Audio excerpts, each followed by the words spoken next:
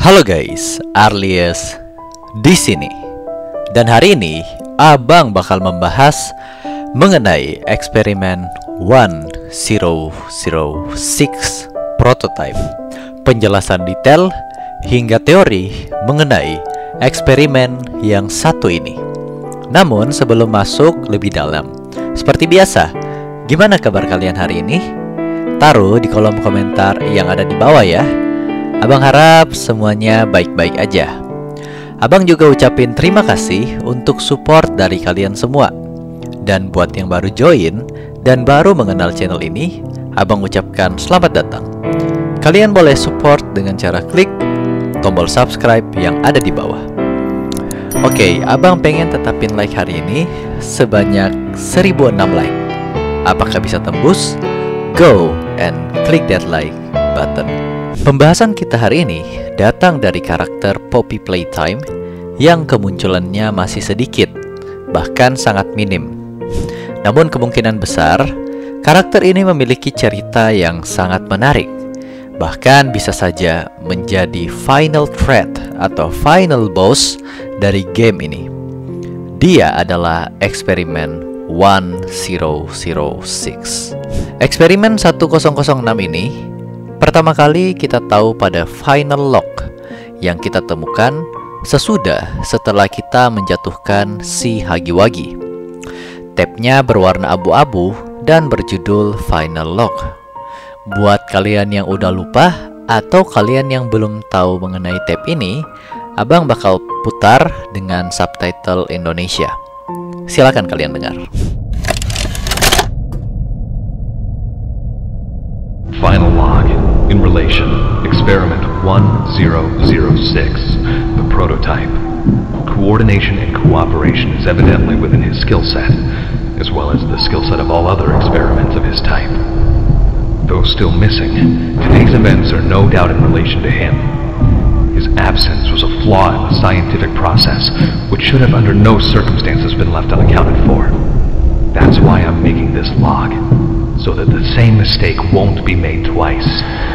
Any future experiments will need to be contained and disposed of in a secure location. I'm not worried about myself. One breakthrough and I'll be back.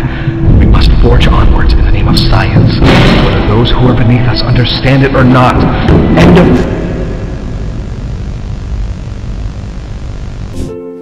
Jadi, di dalam tab ini kita semua udah bisa mendengar ya kondisi mengenai saintis ini, di mana sang saintis menjelaskan mengenai prototype 1006 namun sedang dalam kondisi security breach yang kemungkinan besar dilakukan oleh Hagiwagi.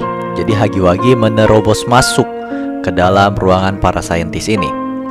Karena di background, kalau kalian perhatikan dengan saksama, ada suara Hagiwagi terdengar, dengan juga suara teriakan dari orang-orang yang kemungkinan besar diserang oleh Hagiwagi. Dan pada akhir video, kita bisa tahu kalau Hagi berhasil masuk ke dalam pertahanan terdalam dan akhirnya menyerang si saintis yang merekam tape ini. Dari tape ini, awalnya banyak yang mengira kalau prototype 1006 ini adalah Hagiwagi, karena suaranya terdengar di background dan si saintis sedang menjelaskan tentang prototype 1006.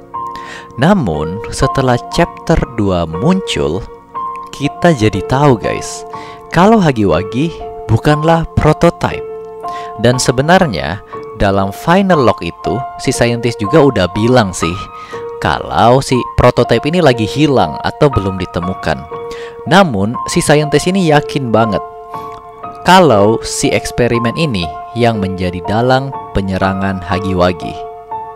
Jadi seakan-akan prototipe ini bekerja di belakang layar dan membuat Hagiwagi yang menghabisi saintis di sana.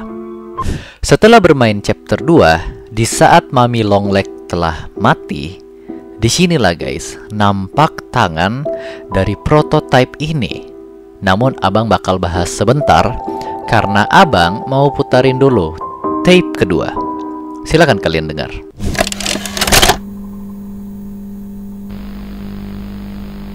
Log code 08502. In relation, Experiment 1006, the prototype. A close call occurred this week in which he nearly breached containment.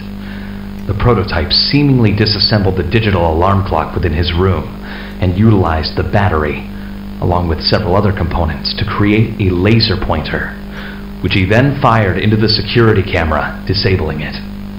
These actions allowed him 28.3 seconds completely unmonitored. Once function returned to the camera, the room appeared to be empty. One surveillance specialist went in to confirm his absence. However, upon opening the door, she realized that the prototype had hidden in one of the camera's blind spots. The prototype attempted to escape through the open door. However, another surveillance specialist was able to remotely relock the door, despite the other specialists still being inside. One casualty occurred. The prototype seems to possess an unprecedented level of intelligence beyond that of all other test subjects, as well as an alarming willingness to commit violence. Further suppression treatments will need to be enacted to ensure that no other experiments develop these qualities. Experiment 1170, Huggy Wuggy, remains the optimal outcome due to his sufficient intelligence paired with maximum obedience. End of log. Nah, log pada chapter 2 ini membuat misteri tentang prototype sedikit lebih jelas. Dikatakan di sana kalau si prototype ini sangatlah cerdas, lebih cerdas dari semua eksperimen sejenis dia. Dikatakan guys bahwa ia bisa mengotak-atik jam digital yang ada di dalam ruangannya dan menggabungkannya dengan barang-barang lain untuk membuat sebuah laser dan menembakkan laser itu untuk mematikan kamera. Bahkan guys, setelah kameranya mati, ia pura-pura bersembunyi di blind spot kamera atau area yang tidak terekam oleh kamera pengawas. Sehingga ketika ada orang yang masuk ke dalam untuk mengecek keberadaannya, ternyata si prototipe ini masih ada di dalam. Ketika pintu itu terbuka, si prototipe hampir saja keluar dan meloloskan diri.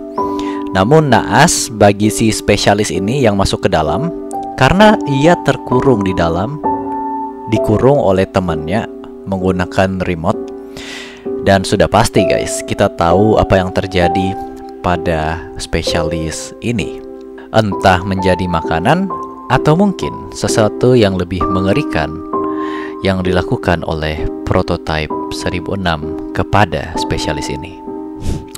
Akibat terlalu cerdas, prototipe ini memiliki tingkat kesadaran dan haus akan violence atau kekerasan yang tinggi atau berlebihan. Maka dari itu, eksperimen selanjutnya, yakni Huggy Wuggy, adalah kombinasi terbaik karena tingkat kecerdasannya yang tidak terlalu rendah tapi juga tidak terlalu tinggi, stabil. Namun ia dikombinasikan dengan maximum obedience atau tingkat kepatuhan yang sangat tinggi. Oh ya, buat kalian yang belum tahu, Huggy Wuggy ini adalah eksperimen nomor 1170. Jadi udah fix ya, 1106 itu bukan Huggy Wuggy. Nah, kembali lagi guys. Setelah Mami Longleg mati, kita melihat satu lengan atau tangan yang meraih sisa tubuh dari Mami. Dan itulah tangan sang prototipe 1006. Sayangnya, keseluruhan badannya masih belum terlihat dan mungkin saja akan diperlihatkan pada chapter yang akan datang. Tapi dengan tangan ini saja, kita sudah mendapatkan gambaran mengenai prototipe ini. Abang mencoba menggunakan hack kamera dan mendekatkan kamera abang pada tangan prototipe saat ia menarik Mami Longleg, dan terlihat jika tangannya terbuat dari besi yang membentuk jari, namun pada lengannya ada tulang manusia guys. Nah, dari sinilah kita tahu kalau prototipe itu belum disempurnakan. Ya, sesuai namanya juga sih, prototipe. Selain itu, kita juga bisa melihat kalau di sana ada terlihat seperti urat nadi atau biasa disebut artery and veins. Arteri ini menyalurkan darah dari jantung ke tubuh atau keluar, dan veins menyalurkan darah masuk ke dalam jantung. Jadi dari sini kita dapat simpulkan kalau prototipe ini masih separuh manusia, namun separuh robot atau mainan guys. Karena kita bisa melihat ada tulang dan juga urat nadi, kemudian ada besi. Jadi ini kayak prototipe antara manusia dan juga mesin. Namun abang pengen kalian dengar dulu apa yang dikatakan Mami Longleg saat ia terperangkap dalam mesin penggiling. What have you done? You make me part of you! You can't do this to me!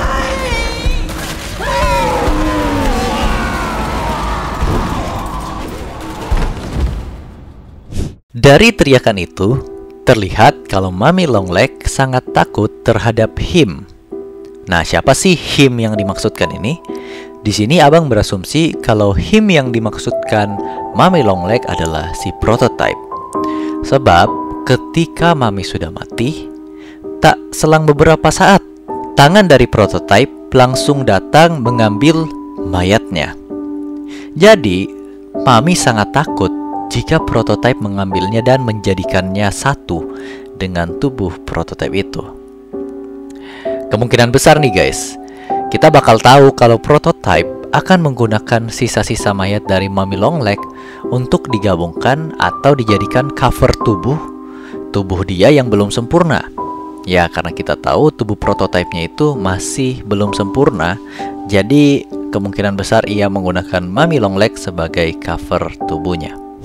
Selain itu guys, pada Bay 2, tempat pembuatan Banso Debani Toy, kita bisa melihat bulu-bulu warna biru dari Hagi yang tercecer pada tembok. Ada juga darah-darah yang kemungkinan besar dari Hagi. Dan ini membuat abang yakin kalau tubuh Hagi-Wagi yang terjatuh itu ditangkap dan diambil juga oleh prototipe ini. Dan kemungkinan guys sudah digabungkan ke dalam tubuhnya sendiri. Itulah mengapa Mami Longleg terlihat ketakutan. Karena bisa jadi guys, ia sudah pernah melihat prototipe menggabungkan mayat Hagi dengan dirinya. Bagaimana menurut kalian? Dan ini sebenarnya tambahan guys, entah secara kebetulan atau memang secara sengaja dilakukan seperti ini. Jadi ketika abang menelusuri game ini, ketika kita berhasil menyelesaikan musical memory, abang melihat ke atas dan di sana kita bisa melihat Banso Debani sedang tergantung di atas langit-langit oleh jaring laba-laba si Mami Longleg. Ini merupakan hukuman dari Mami Longleg karena si Banso ini nggak berhasil membunuh kita. Kemudian abang melanjutkan bermain Wake Owagi, yaitu permainan kedua, dan kembali lagi ke game station. Ternyata mayat si Banso tadi itu udah hilang guys, entah kemana. Abang coba cari pakai hack kamera dan tidak menemukannya. Jadi apakah Banso juga diambil oleh prototipe? Ya kemungkinan bisa iya, tapi ini masih teori ya guys. Bagaimana menurut kalian? Oke, kita lanjut. Jadi menurut abang, pada chapter selanjutnya yakni chapter 3, kita belum akan diperlihatkan secara full nih tentang prototipe ini. Namun mungkin saja kita bakal dapat clue yang lebih banyak lagi, entah dari tape atau melihat langsung bagian badan dari prototipe ini. Karena menurut abang nih ya, yang akan menjadi highlight pada chapter 3 bukanlah prototipe, tapi Kisimisi dan juga Poppy tentunya. Sebab Kisimisi telah menjadi cameo pada chapter kedua. Kehancuran yang terjadi dalam perusahaan ini menurut abang tidak lepas dari ulah eksperimen 1006, karena ia adalah ciptaan yang sangat cerdas. Namun kembali lagi, judul game ini adalah Poppy Playtime, bukan eksperimen 1006 Playtime. Jadi apa sih hubungan dia dengan Poppy? Nah, disinilah ceritanya bakal menjadi semakin menarik. Kita tahu guys kalau Elliot Ludwig, sang founder dari Playtime Co ini, mengalami nasib yang malang. Karena pertama, ia diceraikan oleh istrinya. Dan tak lama, satu orang dari anggota keluarganya meninggal dunia. Dan kita tentunya berasumsi kalau yang meninggal itu adalah anak dari Elliot sendiri, karena meninggalnya si anak ini membuat Elliot Ludwig menjadi down atau sangat-sangat hancur. Jadi Elliot berusaha membuat eksperimen untuk menghidupkan kembali anaknya. Dan akhirnya ia berhasil menaruhnya pada boneka Poppy. Dan ada teori lanjutan yang berkata jika Elliot Ludwig menggunakan tubuhnya sendiri sebagai bahan eksperimen agar anaknya nanti bisa mendapatkan tubuh yang ideal dan bukan lagi di boneka kecil itu. Teori ini memang cukup ekstrim tapi lumayan menarik karena ia berkata bahwa Elliot Ludwig lah sang eksperimen 1006. Nah, sekarang tugas kalian nih, taruh di kolom komentar mengenai pendapat kalian tentang hubungan Poppy dan juga eksperimen 1006.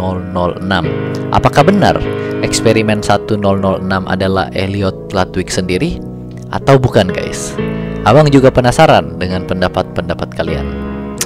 So ya guys, itu dia mengenai eksperimen 1006. Sang prototipe yang gagal namun memiliki kecerdasan melebihi seluruh eksperimen lain. Dan dialah dalang dari kehancuran perusahaan Playtime Co. ini. Dan saatnya ia mengambil sisa-sisa tubuh dari eksperimen lain yang telah mati, Huggy-Wuggy, Mummy Longleg, dan kita tidak tahu di chapter kedepannya mungkin saja mainan lain. Bahkan ia mungkin menjadi final boss di dalam franchise ini. Baiklah, semoga kalian bisa terhibur. Jangan lupa target like kita hari ini sebanyak 1006 likes. Dan sekali lagi guys, untuk yang baru gabung, abang ucapkan selamat datang. Kalian boleh support channel ini dengan klik tombol subscribe yang ada di bawah. Dan kita bakal targetin 1 juta subscribe di tahun ini. Oke, terima kasih telah menonton. Semoga kalian sehat selalu. Sampai jumpa di video abang berikutnya. Thank you and have fun.